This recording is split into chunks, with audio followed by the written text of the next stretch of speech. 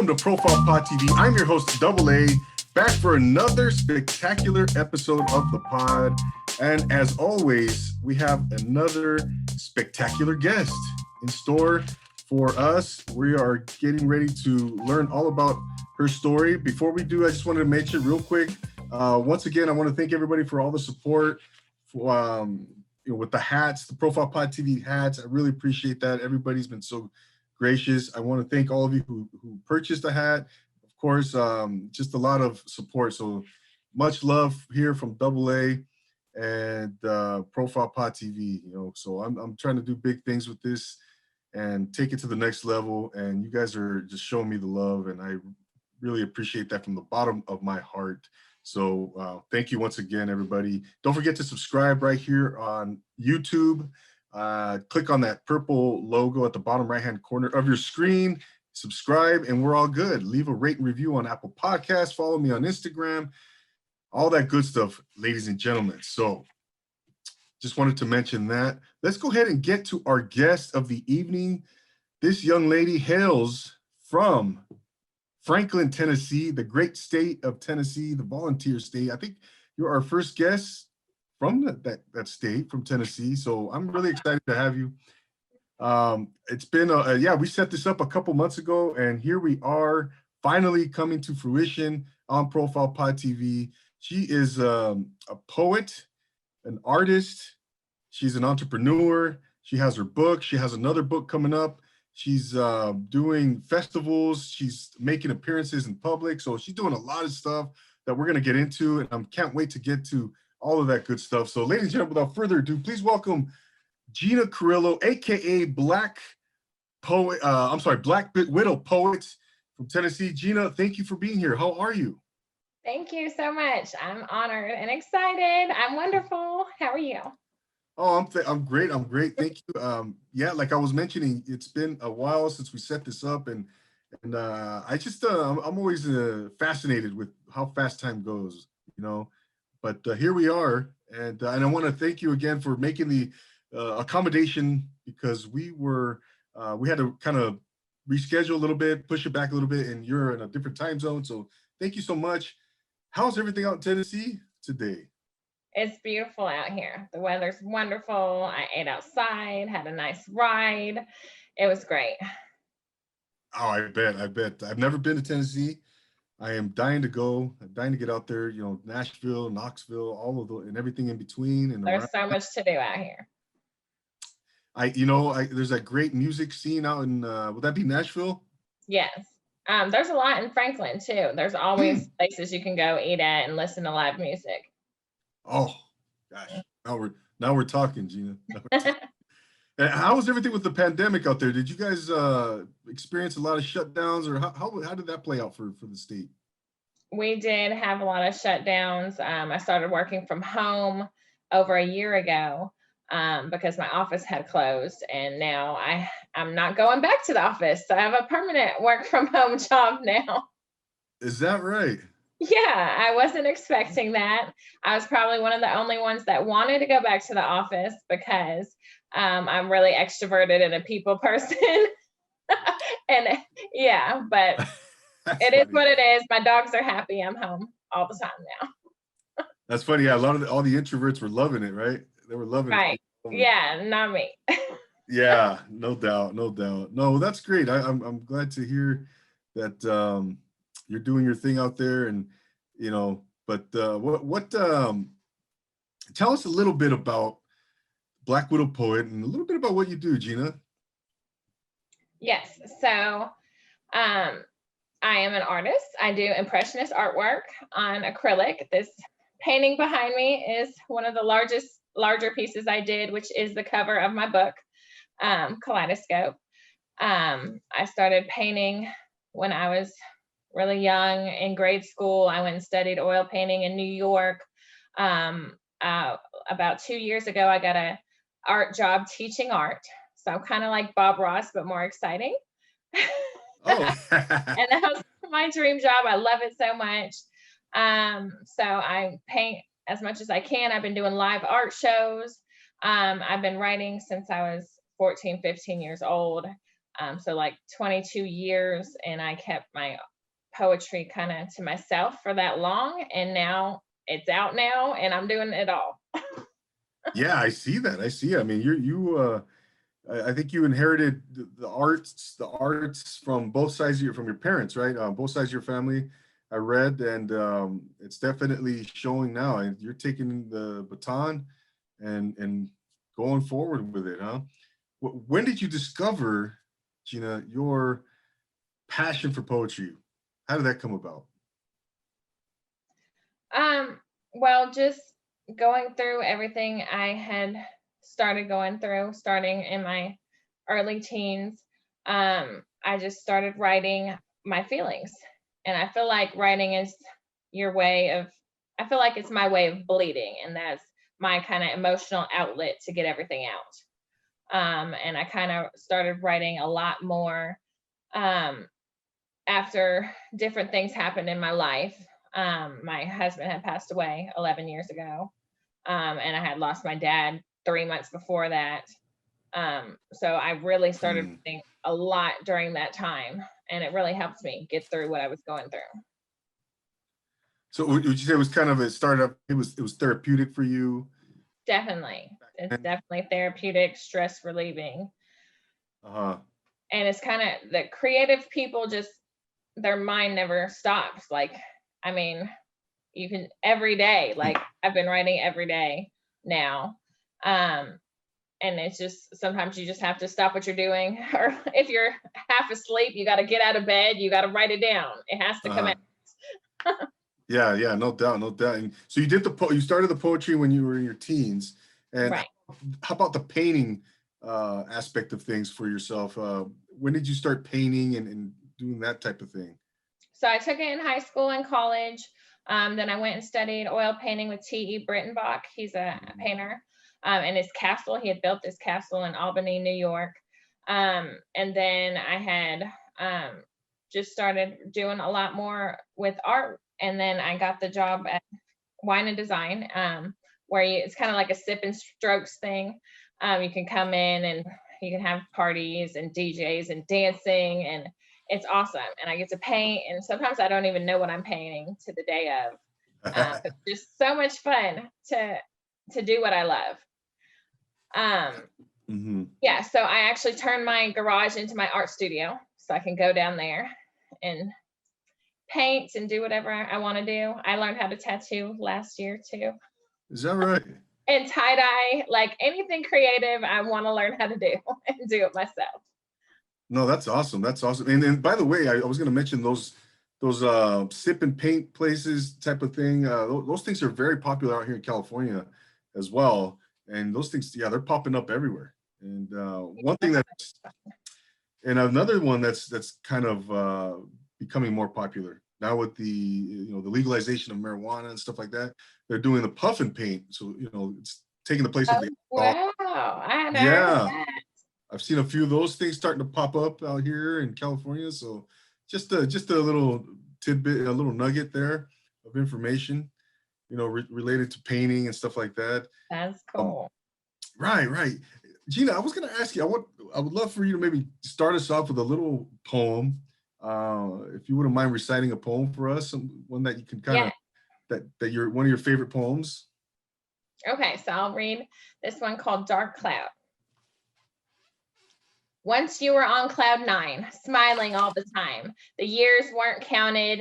Numbers had no value to you. Planning for the future was easy. Now you're constantly pulling, trying to keep the pieces together. They might see the cracks. Do they see the light that shines through? Or are they cut by the hard edges? To take that risk, they will end up seeing. You have to let them, even if you don't want to. There is now a dark cloud that has formed. It is above, below, all around you. It consumes you. Broken, never healing. It affects your mind, thinking about death all the time. It does not heal wounds. You heal your wounds yourself. Your family and friends try to understand.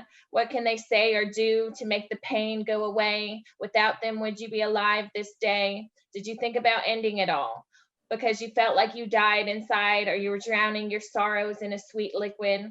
or some other substance? Did you go therapeutic shopping, or were you social? Or did you think about traveling the world, living your bucket list now? What did you do when it felt like you were struggling to breathe? You are in this darkness. There's now this depression that floats around you and makes you try to get away. You can't run or hide. This way of thinking is now part of your everyday being. What ifs? What could have been? Questions consume you, always wondering, contemplating life. My dreams are your nightmares. I wake up thinking about what reality is. What is this lucidness referencing to me? Would Poe have felt like this? His words are experienced by my soul. They pierce through my heart. Tick tock, tick tock. Time is all you think about now. It's raining granules of sand. I'm trying to grasp them in my hands as they run through my fingertips. Where are they going? Why can't they just stop for a moment and be suspended in the air so I can stay in a moment and let it linger on my lips? Could we be frozen in time? We are stuck in this hourglass, trying to break free, climbing but slipping and sliding back down. Let me out, scarred for life from the cloud. Wow, love that, love that. That's powerful. That's powerful. Now, what is that? Is Dark Cloud in your book Kaleidoscope? Broken. It is in my book Kaleidoscope. This piece, I wrote this piece to a picture that my late husband Lewis had drew. Right before he passed away. And it was a picture of an hourglass. And I had drawn people in the hourglass, like trying to get out of it. Yeah, yeah. Wow, that's amazing. No, I love that. It's like we were talking earlier. Yeah, you bring a lot of emotion to your poetry, and it's based on a lot of the stuff is based on real life events, stuff Yes. You've been through, correct? Definitely. It is. Most all my poetry is true life that I went through. Yeah. Would you say, Gina, that's when you write based on true events, on experiences and stuff like that, it makes it the poems, the poetry that much more powerful? Would you say that it's easier to be inspired when you're writing based on experience like that? Or what's your take on that? I definitely think so, because I'm just recalling my memories or how I felt during that situation when it happened.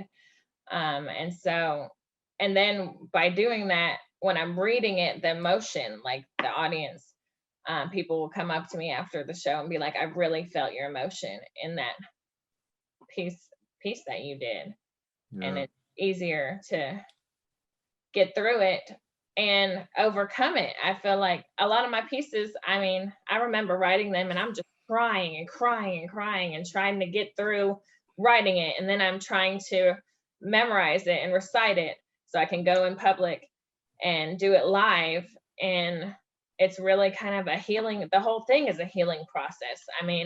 Just this year is the first time I could ever even write a piece or the first time I got on stage to read a piece of my talking about death was this year. So it took me 11 years to even get up in front of anyone and read a piece on that because I just couldn't get through it without breaking down. Wow. Yeah. That's I can only imagine. Yeah. And again, you bring a lot of emotion to your poetry. And I wanted to ask you before I get too far ahead, what inspired your name, Black Widow Poet? Talk about that a little bit. Yes. So a lot of my poetry can be dark. I try to balance it out and do some light pieces and then some dark pieces so they're not all dark. I do love spiders. I had a tarantula growing up. Her name was Esmeralda. Esmeralda? Her name was Esmeralda. I had a tarantula and a ball python. Oh my goodness. Yeah, so I love all animals. Also because I am a widow. My husband passed away in 2010. So those are a couple reasons. Also, black and red are both my favorite colors. So there's multiple reasons why I went with Black Widow. Yeah. Okay. Oh yeah, I was really curious as to how that came about. And I also read that some of your influences are Edgar Allan Poe, Shakespeare, Chaucer. Am I pronouncing that correctly? Chaucer? Yeah. Chaucer, right? Yeah. Talk about why and how those particular poets influenced you, Gina. Well, Edgar Allan Poe does write a lot of dark poetry. And he actually lost his fiance. I don't know if you knew that. He has a poem about Leonore. So he writes a lot about that. So I really related to him, and his poetry resonates with me. I always keep their books close to me. I have them all. I used to go to Shakespeare in the Park. I was in a play in grade school. And I just loved Shakespeare. I loved love, like I'm a hopeless romantic. And then Chaucer is a storyteller. A lot of my poetry tells a story from like beginning to end. You go through the whole story. So I see. Yeah, so you kind of take a little bit from each and then customize it, personalize it yourself. And as you mentioned, yeah, if you could tell in your poetry, right? Your storytelling, it's very personal to you. Some of it's dark. And as we were talking about, your poem from your book, Kaleidoscope, Dark Prince, right? That was an interesting poem. That one, I really enjoyed that one because it just, it was very vivid. It's poignant. And I mean, your opening line was, his heart was icy cold. I mean, it's that really kind of just grabs like, oh, wow, that's something serious is going on here, And as you go through it, black doves pecked at his sanity, and alone in the darkness, forever in pain and sorrow, while the world tries to find his mental status. I mean, so much hurt, so much casting. I mean, yeah, this one really, I don't know why this one just caught my attention, but I was going through all of your poems, and most of them on Kaleidoscope, and yeah, you talk about love though a lot, right? I mean, love is blind, for example, love versus hate. Hypnotize is another one. Skin deep. So yeah, no, it's love is another title of another poem, and talk about, I mean, a little bit about those poems as far as what is it about love for you? Why is it so significant for Black Widow Poet? Well, I believe true love is hard to find. I feel like I did find it. Unfortunately, my soulmate and true love did pass away, but love is something that never ends, and it lasts forever. And I just, being in love with love, I just love the whole, with Shakespeare, all the sonnets and the Romeo and Juliet and the whole kind of the foreplay. I feel like poetry is kind of like foreplay. You're kind of singing to each other in words and emotions, and it's just wonderful. Yeah, no doubt. No, I mean, it's a beautiful thing to talk about love, right? It's a wonderful thing, a wonderful emotion. Love conquers all, right? Love conquers all, and love is a beautiful thing. Obviously, I think. How do you prepare to write your poetry, Gina? How do you get into a zone? Some people, some artists don't have to do it, right? They could just boom, get to that place. Talk about your process a little bit. Is that something that you have to kind of get to? Like, you get to is there a certain process, a certain ritual that you do to kind of take you to that place so you can to get inspired and get those creative juices going? So sometimes it just comes to me whenever I'm doing anything and I gotta write it down. But most recently, a lot of other poets have tagged me in different prompts or challenges. So I have a theme. So usually I start with researching the theme, and I write down different words, vocabulary I want to use, I write down more about whatever it is I'm writing about. I get my coffee or tea or a glass of wine. I go outside a lot. And then, so I take everything that I wrote down and then I start putting it together. And then I start rhyming some of the phrases. Some of them get revamped or rewritten multiple times before I get to my finished product. And then I start reciting it. Some of them I'll do little videos or slideshows to go on social media. Yeah, so that's pretty much what I do. But do you have to, is it kind of sporadic though for you? Do you sit down for hours once you get to that place, or X amount of time? Or is it one of those things where you start writing, then you stop, and then you come back to it, stop, et cetera, et cetera? Most of the poems, I just sit down and write it in a short period of time, except some of my more in-depth poems. Like there was one that I did called The Golden Goddess. That'll be in the next book. That one was on Cleopatra and Mark Antony. And I was challenged to write it as Mark Antony to Cleopatra. And then the other poet was doing as Cleopatra to Mark Antony. And so I did all this research on them.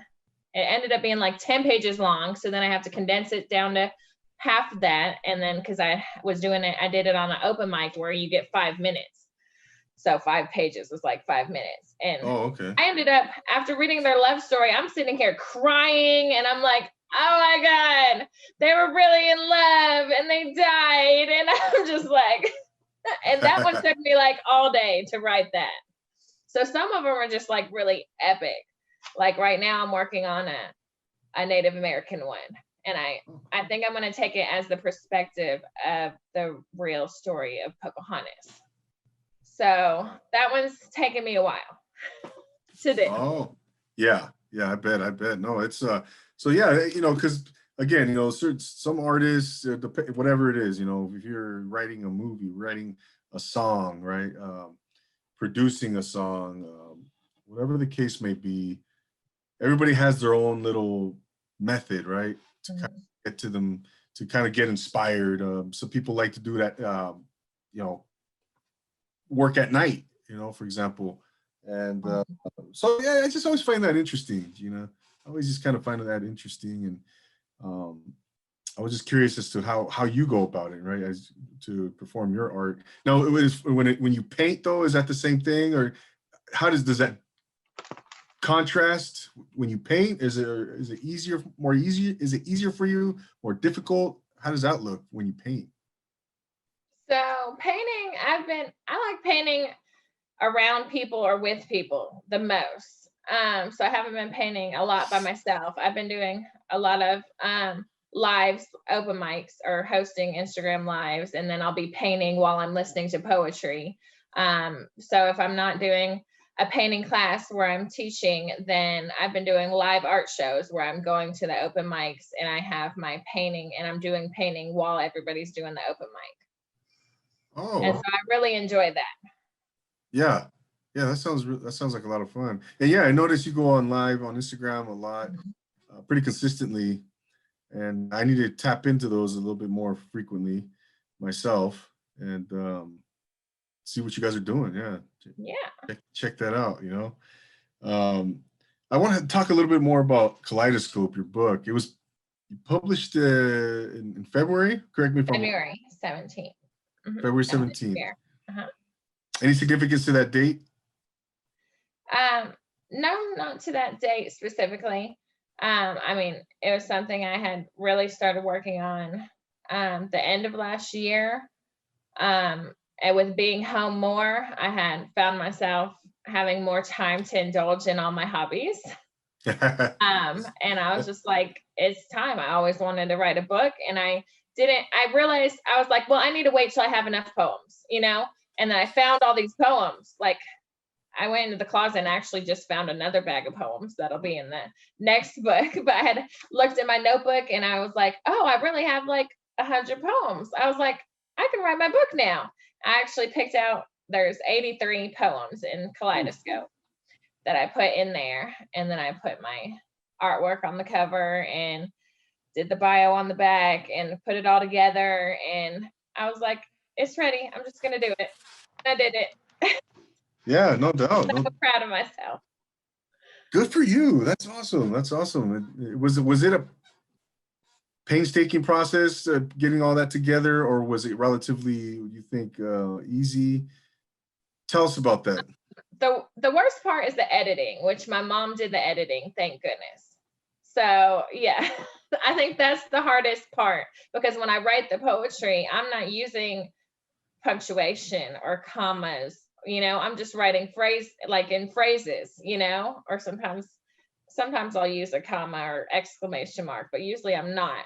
And so, yeah, the editing part's the hardest part. But I think my mom went crazy with the semicolons, and there was like semicolons everywhere. And then I had to go back and edit it some more. But still, like, you can just sit there and keep editing and keep editing. You just have to find a stopping point, I feel like all of art is evolving. Like, I could always go back to my poem, and there's multiple ones where I add to it or I change something. And it's same with my art. I can just keep painting and painting. I have one artwork I've had since high school, and I just keep painting on it and painting over it or adding something. Like, you just have to always find a stopping point and be like, okay, I'm just gonna leave it be for now and let other people read it and enjoy it. But if you want to go back and change it up again, you can. Yeah, no doubt. That's nice. That's really cool. And so I want to take it back just a little bit, Gina.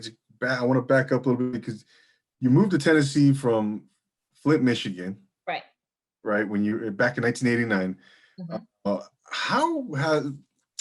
I'm really curious about this, because I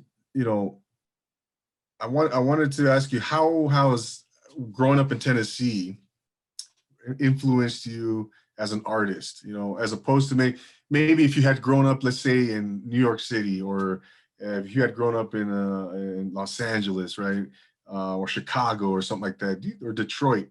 Do you think that plays a part at all for you as an artist, or at anything at all? I think what plays a part is my friendships, the friendships I made, and relationships are a lot. You can see them in my poetry, and I write about them a lot. And so I made friendships. I had friendships since I was young, and we're still friends now. Like, we have a big group of friends, and we've been friends over 22 years, and they've been there to support me, encourage me, and we're really loving through everything I went through. And so who knows if I would have made that type of relationships or friends in other places. And those other friends, are they artists as well? Some of them? More recently, I have a lot more artistic and poetic friends since I started. I didn't really start getting into Instagram till the end of last year. And now that I kind of got deeply involved in the poetry community, now I have a group of friends where we talk every day. And they'll message me every day or call me every day and want me to get on their lives and read poetry every day. And they're just always doing something. Like, yesterday we were on a live, and we were looking up what's the Guinness Book of World Records, the most poems you could write in one day. And it was like 102 poems. And, oh, wow. Yeah. And my friend Kelly was like, I can do that. I'm going to do that. Guess what? Today she wrote 107 poems, and she beat the Guinness Book of Records just because we were talking and challenging each other, and we're always encouraging each other. And it's crazy. It's just amazing. Oh, so is that gonna get documented, or what's gonna happen? Yeah, I sent her the information, so hopefully she'll look into that. I mean, she just did it today. She gotta call Guinness now, right? Right. She's got to get it documented, but she beat the record. And oh my gosh. I was proud of myself because last month was poetry month and I did 1 poem a day. And I was like, that was enough for me with, working, doing 1 poem a day at least. But I've done 130 poems, I think, this year already, which is a lot. Oh my gosh. But you said your friend wrote 107 in 1 day? Today, yes. Today. Oh my gosh. That is awesome. I know, right? That is, yeah, no doubt. Would you say you're more passionate about painting or vice versa, or do you love painting and poetry equally the same? Oh, goodness. I don't think anyone's ever asked me this. I'm just,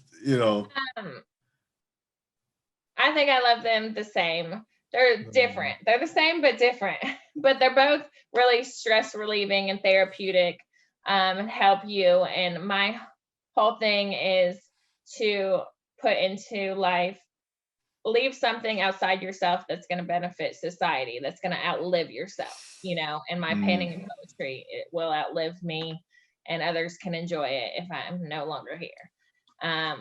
So yeah, I just love them both, and I love doing them both at the same time. Yeah, okay, no doubt. And you bring up an interesting point about, when we do art, any type of art, right? Anything, when you produce something, intellectual property, that stuff's gonna be. I mean, it's interesting crazy to think that this stuff can be, here forever. Yeah, all the movies and poems, whatever, the songs, it's they're gonna continue to live on, and that's a special thing. It really is. Pass it down. It's part of our legacies. Pass it down to our kids, grandkids, and so on. But yeah, that's a very interesting thing to think about. And so and then going back to Kaleidoscope, Gina. So what inspired you to kind of well, you kind of mentioned it already, you put together your poems. You said that how many poems was it? It consisted of 83? 83. 83, right? Mm-hmm. Yeah. And now with your upcoming book that you're working on, do you have a title for that particular book? Yes, it's called Stained Glass Mosaics of Light. Stained Glass Mosaics of Light. Yes. Love that. I love that. Thank you. And then that's a work in progress. You want to get it out. When is the? I'm thinking late fall this year. Okay, and that'll it's going to be my art and my poetry together. Oh, okay. So you're looking maybe September-ish or October-ish? Yes. Oh wow, that's I'm really excited about that. And yeah, that was going to be more like I think 130 so far to go in that one, poems. And then with the art, yeah, it's going to be a bigger book. Yeah, no, that's bigger and better. I'm evolving. No doubt. No, I can't wait to see that. I want to kind of talk about your poem As Is, and it's for me, it's what I interpreted was pain, reading that poem, suffering, but ultimately triumph. I heard you. On IG, you have a post where you're reciting As Is, and it's very emotional, very powerful to hear you recite it. Talk about As Is, what inspired that poem, and tell us about it. Okay, I have it right here. You want me to read it for you? Oh, please do. That's even better. Even better. Okay. As Is. Finally broke out of these imprisoning bars, yet I'm covered with unremovable scars. I may try to cover them up, they will not just disappear. I'll have to live with them now, always being here. Sometimes I feel broken, cracked, having experienced a life-shattering past, hands to my eyes, holding back tears. These feelings hopefully won't last. Looking in the mirror, I see a previous tortured soul, wrinkles that you may not see, yet accept me as is. I'm happy with myself. I've remodeled my life. Behind there were these broken down walls. Now I've reconstructed them all. No more strife, filled with peace, acceptance, and good vibes. Loving my body, your approval was never needed. An old soul renewed, was previously sitting unused and abused. Now I've been restored to mint condition. My memories of the knife cutting me now covered up with needle pricks. What I want is what sticks. Art starts coming through, colors rising high, hearts floating above. I'm made out of love. Those last couple lines there. I'm made out of love, and hearts rising. Hearts floating above. Hearts floating above. That's beautiful. Yeah, yeah. No, yeah. Talk about that. What inspired you to write this poem? So this poem is about loving yourself even after everything you've gone through. So last year I beat stage 3 breast cancer. So I went through multiple surgeries the last couple years. I had a mastectomy on the right side. I had radiation, hormone treatments. I'm on a chemo pill for 10 years. Then I had to wait a year and a half. So I had a year and a half with the hole in my chest, had to wait till get reconstruction surgery, which I just got last May. So I feel like kind of like Frankenstein. I have a poem called Frankenstein in my book. And Warrior Cry, I gave Frankenstein to my plastic surgeon, actually, that poem. But I felt kind of like a science experiment. The surgery I had was a relatively new surgery. And I'm just all scarred up, when I look in the mirror. I'm completely different. I'm a different person now from what I went through. And however, I'm alive. And I beat it, and I love my body, and I mean, it fought for me, and I survived through it. And so that's kind of what this piece is about. Oh, Gina, thank you for sharing that. That's very personal, and yeah, thank you for sharing that. Well, I'm glad you're here. You persevered, and now you're here to gosh, that's powerful. That's really powerful. And but Thank that you. no, And this piece is it's also about, in the video on Instagram, it has multiple different pictures that go with it. It's also about body acceptance, or body modification. I have a lot of colored hair and tattoos, and I have different colored nails all the time. I mean, I'm an artist, I'm always colorful, and some people are not like that. However, it's kind of like, or says your approval was never needed. I feel like everybody should be accepted as who they are, and they should do whatever makes them happy. And that's just also what this piece was about. Yes, thank you. That's really amazing, and yeah, not being judgmental, right? Not judging others for what they look like, for accepting one for for who they are as a human being is what I'm taking from that. And yeah, no, that's great, Gina. Thank you for writing that. That is just powerful.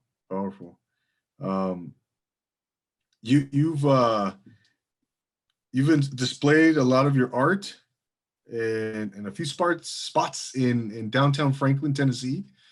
Tell us a little about that. What are these venues that you've had your art on display with? I had it on display in a restaurant in downtown Franklin, and a couple different restaurants in downtown Franklin, close to where I live. And then I have some upcoming events as well coming up that I'll have my art and poetry. We have the Main Street Festival that's coming up. They're both in July 16th and 17th, the Main Street Festival. And I'll have my book. I'm with the Authors Circle of Franklin. And so I'll have my book there. And then I'm doing Franklin Pride. It's the first annual Franklin Pride. That'll be at Harlingsdale Farm, and that'll be July 31st. And I'll have both my art and poetry there. So I'm really excited about that. Gosh, that sounds like a lot of fun. It sounds like, yeah, I can't, like, you must be ecstatic, right? About doing all this stuff. Yeah. I can't wait. Right. No, that's, what do you think, what makes poetry? We were talking about this earlier. Like I dabbled in poetry back in the mid 90s, I just started writing kind of, I didn't even know what I was writing, I kind of stopped because I wasn't sure if I was doing it right.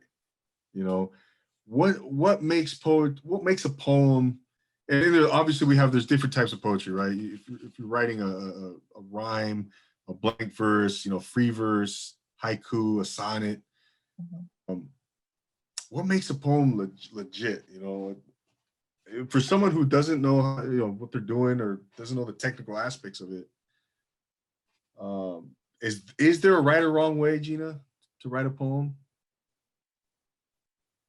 I don't think there's a right or wrong way. What I say is poetry is kind of like art. It's in the eye or ear of the beholder. So not everybody may like your poetry. Not everybody may like your art. However, there's going to be a lot of people that do. And there's going to be a lot of people that they can relate to it or it resonates with them. And it's also, it's mostly, I feel like, for yourself. It's for yourself you have to get it out. I have to paint. I have to do poetry. Like, it's not an option for me because I just feel like I have to get it out, It's just something inside of me that I have to do. But then also other people can enjoy it. So there's that as well. Yeah, no doubt. It's again, it's art, right? It's like you said, it's in the eye of in the beholder. There's no right or wrong to any art, right? Whether you're painting, whether it's poetry, whether you're writing a song, but when you get into the technical aspects of it, for example, if you're writing a sonnet, then things kind of get a little bit different, right? Would you say? Or depending on what type of poem you're writing, like, again, going back to like a rhyme or free verse or what have you. Yeah, I've been trying to challenge myself to write shorter pieces because most of my pieces are pretty long. So there's a lot of different poets that have tagged me in different prompts, or to do a haiku, or to write a poem in 9 words, or to write one in 11 words. And those are kind of challenging. Or do one with use certain words or use certain phrases. And so that's how I've been kind of evolving and improving on my craft, and because I just keep challenging myself to do different things. Yeah, no doubt. Yeah, that's but yeah, it's a beautiful thing, reading poetry and getting to experience all the vivid, the imagery, coming up with your interpretations for what somebody's trying to convey, their message. And did you mention you're also performing at the Twin Kegs too in Nashville? Yes, Twin Kegs too. I've been there. They do have a spoken word show on Saturdays from 5 to 6, hosted by one of my friends, Matt Awesome. And you can do, it's kind of like open mic. You could do whatever you want to do, but there's a lot of storytellers, or there's poets, there's comedians, there's music. And the last time I did take my art, and I was doing my live art painting, and then I usually do like 3 poems, and it's just amazing. It's a great crowd. It kind of feels like you're in Florida. It's like a little dive bar outside. They have like a fire pit outside. Inside they have other bands play, and it's just awesome. it's great people, great food, and it's so wonderful. It sounds like, yeah, gosh, that sounds amazing. What a cool event. Cool sounding event to go to. Are these types of events common out in Tennessee? Like, live readings and open mics and stuff like that? There's a few of them. There's another one that I've been going to called Out East in Nashville, and they do a lot of comedy shows, but they've been having an open mic on Thursday nights, which I did that last week. I had went there and checked it out on another night, and I was like, I'm going to get on that stage. I want to get on there. And then so a couple weeks passed, and I went back, and I was like, I'm going to do it. And I went up there and I did it. By memory. I memorized a couple of poems and had music with it, and I was just really proud of myself. It's a whole nother feeling. Like, you can get addicted to performing live. It's so different than doing it virtually, you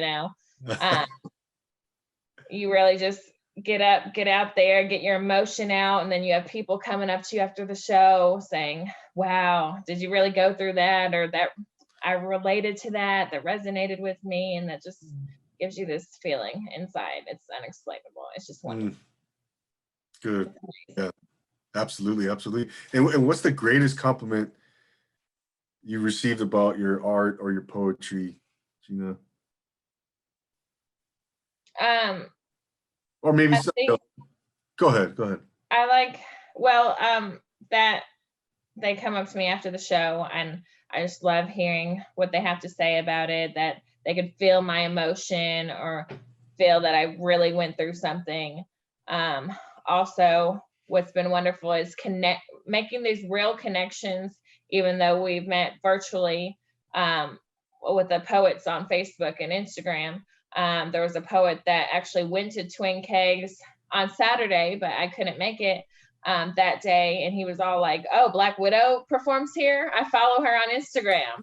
And then he reached out to me and was like, I missed you, I performed at the open mic, and I was like, what? Wow. And like, he was traveling here from New York, and we just happened to follow each other. Wow. That's so awesome.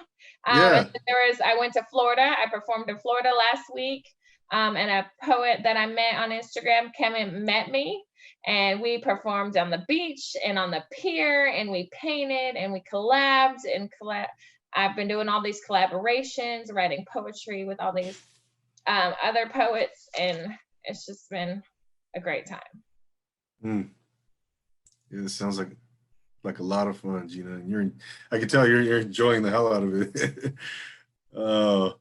Yeah. What are some goals for yourself, Gina, for your art? Obviously, we talked about your book that's coming later on in the year, but anything else that kind of that you haven't mentioned as far as what your plans are, and some maybe short-term and long-term goals?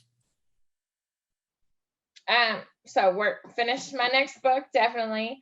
Do more open mics and festivals. Also, my next goals are to get in touch with other mentors and TV shows and go into the next level.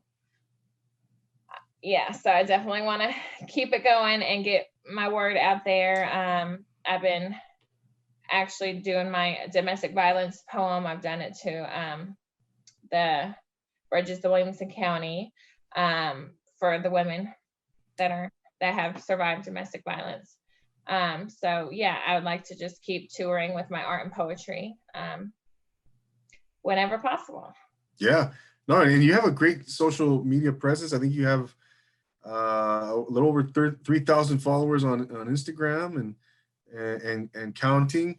And I see you on lives, and you definitely have a strong presence, and it's really nice to see that. And I need to get more in touch, with you and what you're doing. So I'm going to do my heart, try my hardest to do that. And by the way, when you appear on this podcast, that's a given, because it doesn't stop with your appearance.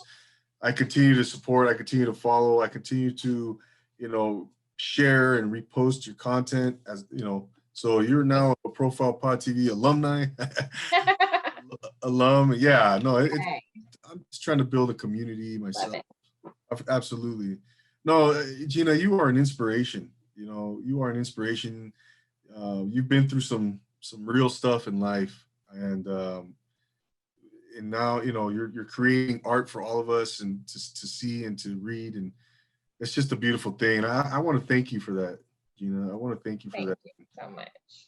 Absolutely. No, you are an inspiration for sure. And that's the essence of my podcast. Darn it. I bring on individuals who are doing extraordinary things, who inspire the human spirit, and you personify, embody that 100%. And thank you for doing that. You know, I just wanted to tell you that. You know, Thank you so much. That means so much to me. you are welcome. You are welcome.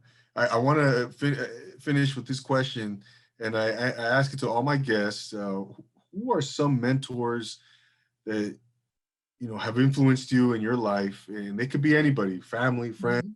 maybe celebrities, maybe I mean, other artists, what have you. Who would you would love to sit down with and have dinner with? Hmm. One of the first ones that came to mind was Maya Angelou. She's one of my favorites. Oh, I did write a piece called Fight for Rights that had references um, to her in it. Also, recently, Amanda Gorman. She's doing wonderful things. Also, I'd like to talk to Oprah Winfrey, Steve Harvey, mm, Ellen DeGeneres. Yeah, so I'll probably be reaching out to them soon. yeah, good, awesome. Yeah, let me know how that goes. And that's a great list. That's a great list. I love asking that. You know, I love asking that question because I get some really cool answers. You know, because we all have, you know, we're all influenced. We all have mentors. We all have people that we kind of look up to that are related to what we're doing, to our art forms, or to life in general. And so that is a great list, Gina. Gina, before we go, where can the good people connect with you? Go ahead and plug your social media, websites, et cetera, et cetera. Where can we follow you? Yes, you can follow me on Facebook. I'm Gina Carrillo. I have an art and poetry page called Kaleidoscope Art. On Instagram, I'm Black Widow Poet. And then you can get my book, Kaleidoscope, on There it is. Amazon worldwide. Um, so check me out. Follow me, please, and enjoy some poetry. Yeah, absolutely, absolutely. Gina, this has been an educational conversation for me because you know poetry is one of those areas where like I mentioned earlier, I dabbled in a little bit, but it's one of those art forms where I want to kind of really learn a little bit more about, and you've done a great job teaching me tonight. So, and I'm sure our audience is going to take home a lot of those nuggets and gems that you presented. You're always welcome back here, Gina. Let's get together in the future, bring you back on, and see where you're at. And I'm going to continue to see your ascent into the stratosphere. So thank you so much once again, Gina, for sharing. Thank you very much for having me. This is wonderful. Oh, you're welcome. You're welcome.